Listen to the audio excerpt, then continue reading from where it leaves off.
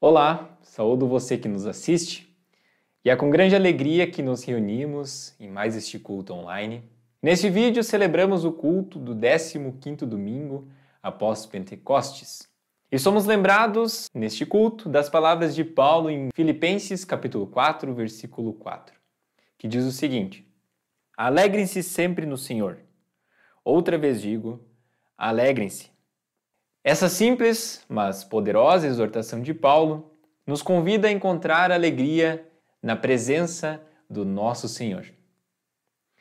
Eu sei, neste mundo muitas vezes tumultuado e cheio de desafios, é fácil nos perdermos nas preocupações, nas dificuldades que nos cercam. No entanto, a palavra de Deus, ela nos recorda que independentemente das circunstâncias, temos motivos para nos alegrar, pois nossa alegria não deve ser baseada naquilo que nos cerca, mas sim naquele que habita o nosso coração. Hoje, enquanto nos conectamos através desse meio virtual ou no momento que você estiver assistindo, lembremos que o Deus que nos chama para a alegria também é aquele que transcende todas as barreiras. Ele está presente e bem próximo de cada um de nós, pronto para tocar nossas vidas, encher nossos corações com sua paz e sua alegria. Este culto não é apenas uma transmissão, mas sim uma oportunidade de encontrarmos com o nosso Senhor. O meu desejo, querido, é que a palavra pregada aqui faça diferença a você, que você saia daqui diferente de como você chegou. Que esse culto sirva também como um auxílio para a sua prédica, também para o seu auxílio homilético. Celebramos esse culto no nome do Deus que é Pai, Filho e Espírito Santo. Amém. Convido você para um momento de oração. Bondoso Deus e Pai, te agradecemos, Senhor, por mais um culto. Te agradecemos pela Tua palavra tão boa. Agradecemos que o Senhor está conosco e nos dá essa palavra de ânimo para que nos alegremos em meio a tantos problemas que vivemos, a tantas tribulações que vivemos, mas Tu nos dá a Tua paz, a Tua alegria em meio a tudo isso, Senhor. Sê conosco e esteja conosco. Abra nossos corações para a Tua palavra, que a Tua palavra seja semeada e dê frutos em nossas vidas através do Teu Espírito Santo. Amém. Queridos, ouçamos agora um hino. Se você quiser, pode cantar junto ou somente ouvi-lo.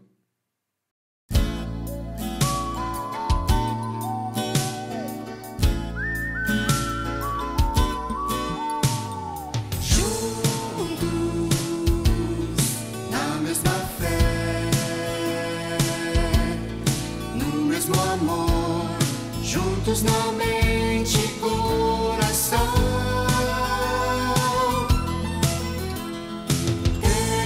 temos em cada um a mesma marca, o mesmo sangue, a mesma cruz. Juntos somos um corpo em Cristo. Juntos somos um corpo vivo, corpo que adora e que serve, corpo que chora e se alegra, corpo que parte e reparte as cargas do irmão. Cordas que foram partidas podem de novo soar. Vida é mais vida, vivendo em Jesus. Corpo onde a vida é mais vida, vivendo em Jesus.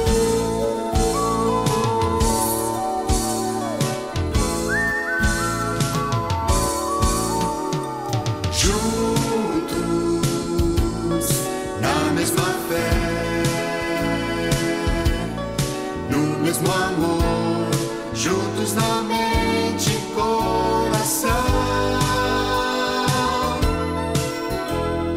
temos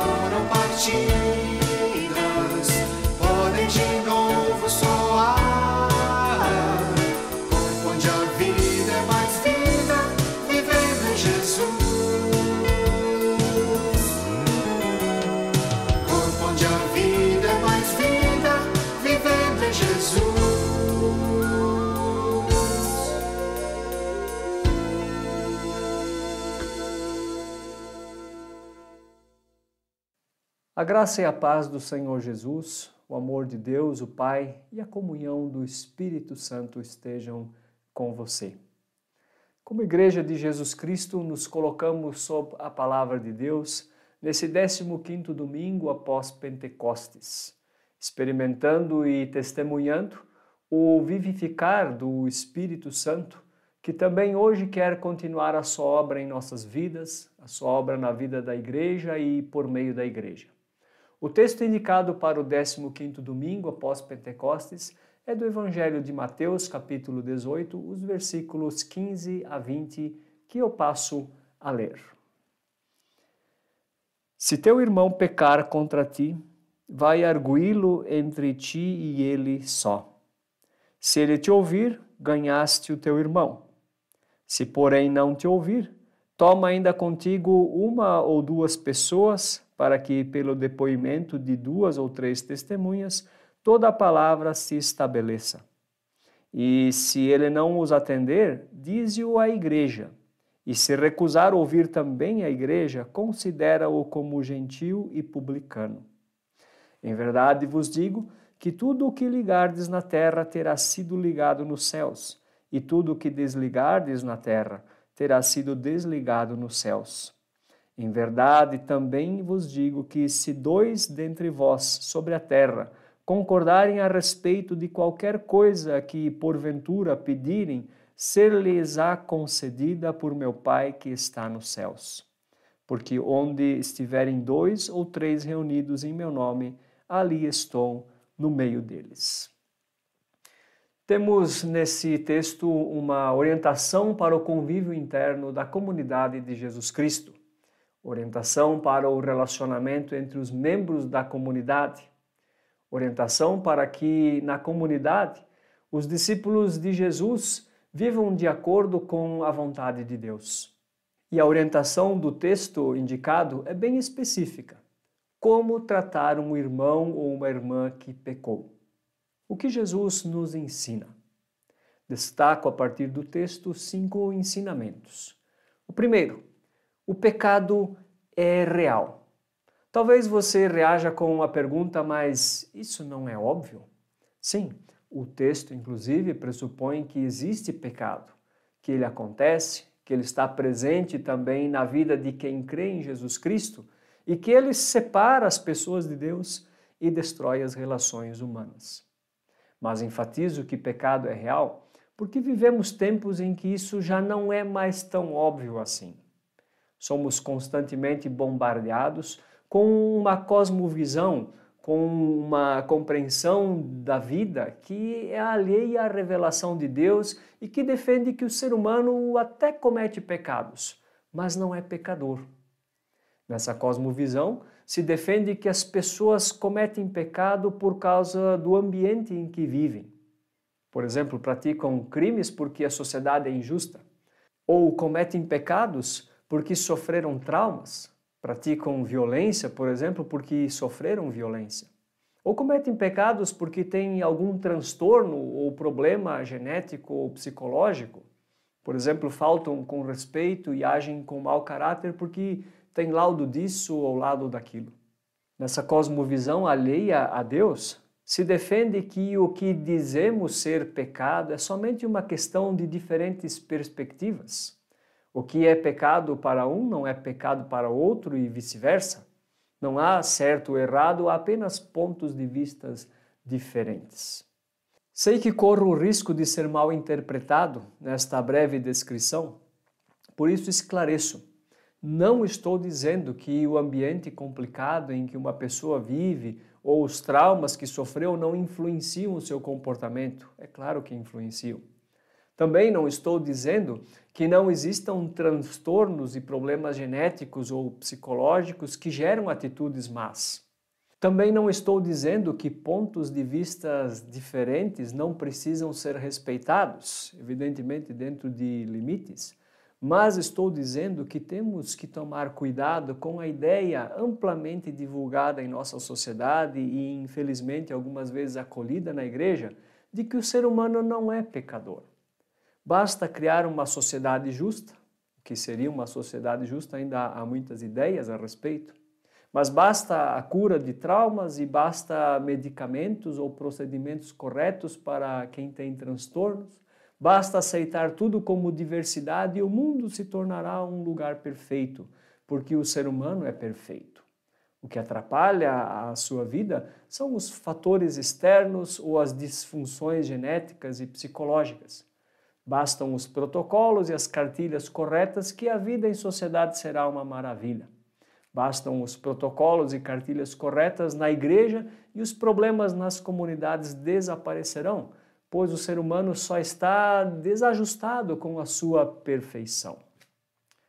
A palavra de Jesus nos lembra da realidade do pecado humano. Pecado que é definido pela própria palavra de Deus. Pecado que se manifesta na vida das pessoas e também na vida dos crentes, que atrapalha e destrói os relacionamentos entre os membros das comunidades de Jesus Cristo. Isso nos traz a pergunta: reconhecemos ainda que somos pecadores e que nosso pecado atrapalha e destrói nossos relacionamentos na comunidade? Ou nos agarramos em justificativas estruturais ou de experiências negativas ou de laudos ou da enganosa tolerância que fazem o pecado ser algo pelo qual não somos responsáveis? Na Igreja de Jesus Cristo, dentro da comunidade cristã, pecado é pecado. Não pode ser disfarçado. O ser humano é pecador e mesmo agraciado ainda carrega a natureza de pecador. Pecado é de responsabilidade do pecador. Não se pode transferir a responsabilidade. Pecado é danoso para a vida em comunidade.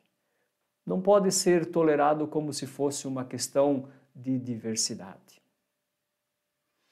O segundo ensinamento que temos a partir do texto: a comunidade de Jesus Cristo é real. A comunidade de Jesus Cristo são aquelas pessoas que foram resgatadas por Jesus, reconciliadas com Deus e umas com as outras, e trazidas para a possibilidade e a meta de uma vida de santificação no poder do Espírito Santo. E uma dimensão dessa realidade é a responsabilidade e o cuidado amoroso dos irmãos e irmãs uns pelos outros. Na orientação de Jesus, isso fica muito evidente. Ele diz: se teu irmão pecar, você não fica indiferente. Você não entra numa de cada um com os seus problemas, cada um cuida de si e não se mete na vida dos outros. Mas Jesus diz: vai arguí-lo entre ti e ele somente. Vida em comunidade para a qual Jesus nos resgatou não é uma vida de cada um para si, de ninguém tem nada a ver com a minha vida e com o que eu faço ou deixo de fazer. Não tem a ver com algo que, do tipo, eu não tenho nada a ver com os outros. Cada um responde por si, eu vou cuidar de mim e os outros que se virem. Vida em comunidade para a qual Jesus nos resgatou é uma vida em que temos responsabilidade uns pelos outros, em que devemos ter cuidado amoroso, e repito, amoroso, uns pelos outros. Imagine um pai vendo o seu filho de 3 anos tentando com um empenho de desbravador encaixar um prego no buraco de uma tomada. E o pai dá de ombros e diz: problema dele, ele que se cuide sozinho. Vai dar ruim, mas cada um por si. Você consegue imaginar esse pai? Você consegue concordar com ele?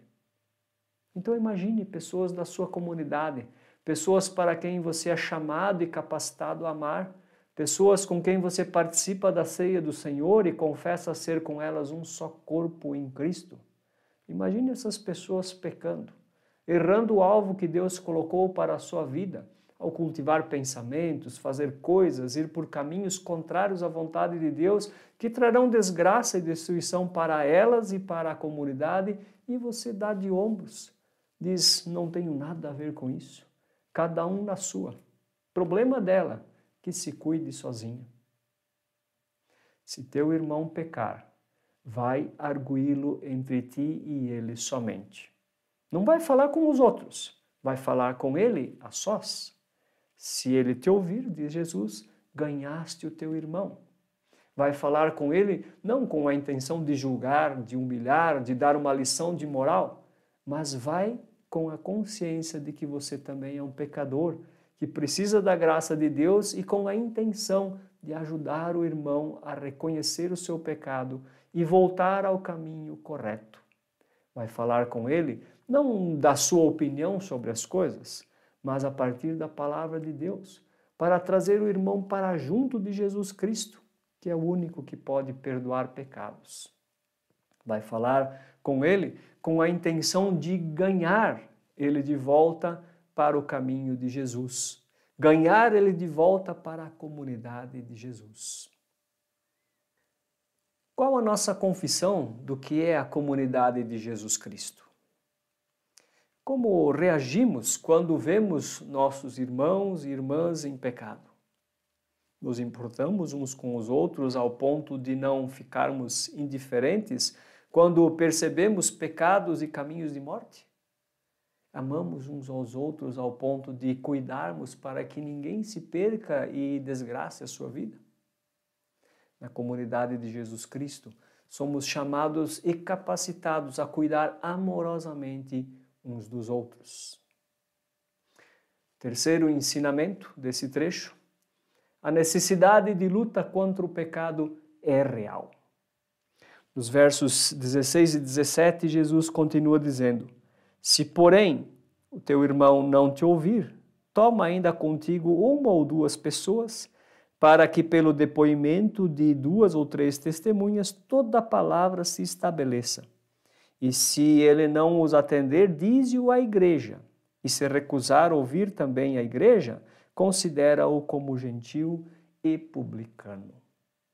Se quando você for falar em particular com o seu irmão, ele ouvir você, reconhecer o seu pecado, arrepender-se e mudar a trajetória da vida, você, pela graça de Deus, o ganhou. É coisa para se alegrar e festejar. Mas se ele não ouvir, não reconhecer o seu pecado e não mudar a trajetória da vida, você não desiste dele. Jesus orienta que se dê mais um passo na direção de tentar ganhar o irmão. Leve com você uma ou duas pessoas que sejam evidentemente confiáveis, discretas, que saibam guardar sigilo, que tenham amor, e converse novamente.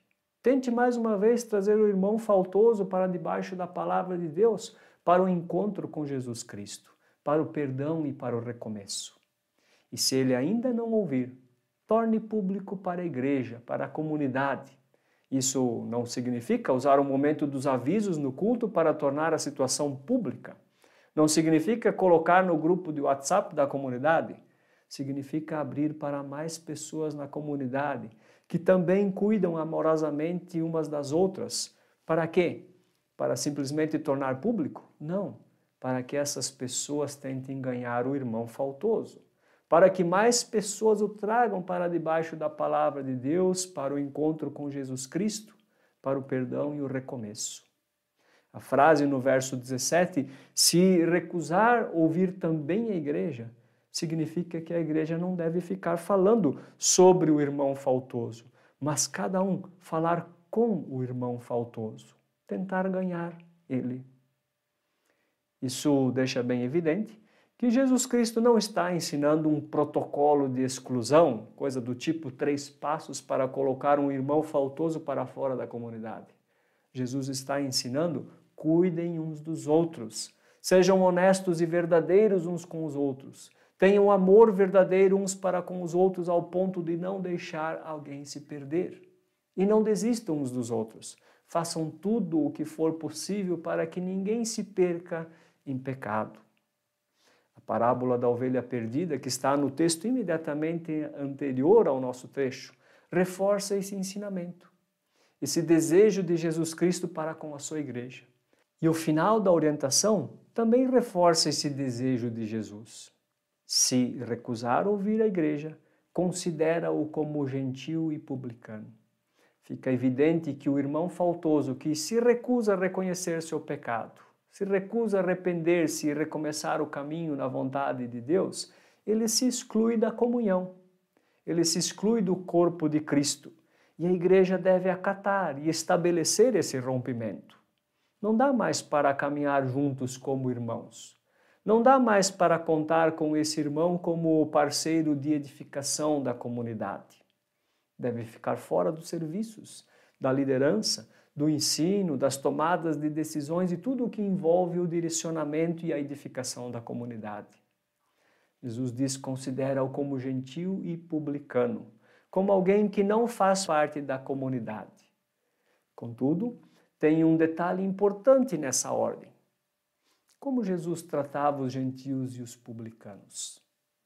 Gentios e publicanos eram alvo do amor de Jesus, eram alvo do anúncio do seu evangelho, eram alvo do anúncio da vinda do reino de Deus e do chamado ao arrependimento.